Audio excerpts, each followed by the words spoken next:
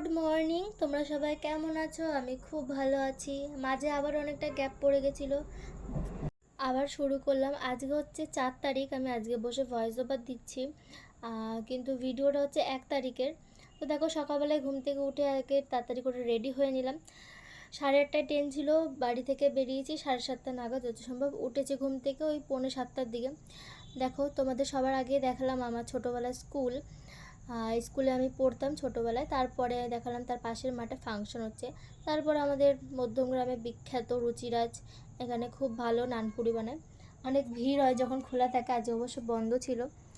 তো তারপরেই Madhyamgram auto stand থেকে অটো ধরে চলে আসলাম কালনায়।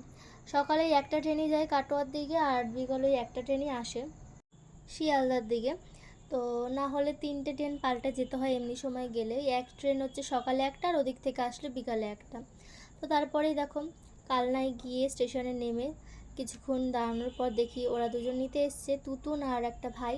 তো তারপরে গেলাম মাসিবাড়ি থেকে স্নান করে রেডি হয়ে আবার বেরিয়ে পড়লাম তুতুনের সাথে। তুতুন নিতে এসেছিলো, সাইকেল নিয়ে এসেছিলো। সাইকেলের চেন দেখো পড়ে গেছে রাস্তায়, এত গরম তার মধ্যে পড়ে গেছে চেন। তো তারপরে চেন তুলে আবার যাওয়া শুরু করলাম। যেতে যেতে দেখলাম যে ভাগনা আর জাইম্বু মিলে আইসক্রিম খাচ্ছিলো দোকানে বসে। তারপরে আমরাও গেলাম ওখানে, জাইম্বু আমাকে একটা আইসক্রিম কিনে দিল। তারপর খেলাম, খেয়ে দিয়ে চলে আসলাম তুতুনের মামা বাড়িতে। এখানে আজকে খাওয়া দাওয়া আছে।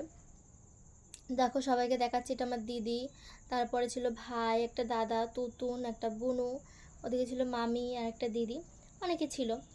তো তারপরে খেয়ে দিয়ে নিয়ে বিকেলে আমরা সবাই মিলে গেছিলাম মাঠের দিকে। ধান ক্ষেত, এখানে ধান চাষ করা হয়, আর শীতকালে এখানে সর্ষে ফুল হয়। তো যাই হোক, ঘুরে ঠুরে সবাই মিলে অনেক লোক ছিল ওখানে, তুতুনদের পরিবারের অনেকে ছিল। তারপর ঘুরে ঠুরে গেছিলাম সন্ধ্যাবেলায় 108টা শিব মন্দিরে ঘুরতে। আমরা 4জন গেছিলাম, আমি, তুতুন, একটা দাদা আর ভাই। তারপর আমরা খেয়ে নিলাম ঘুরতে ঘুরতে একটা আইসক্রিম। তো আজকে এই অবধি, তোমরা সবাই ভালো থেকো, সুস্থ থেকো, টাটা।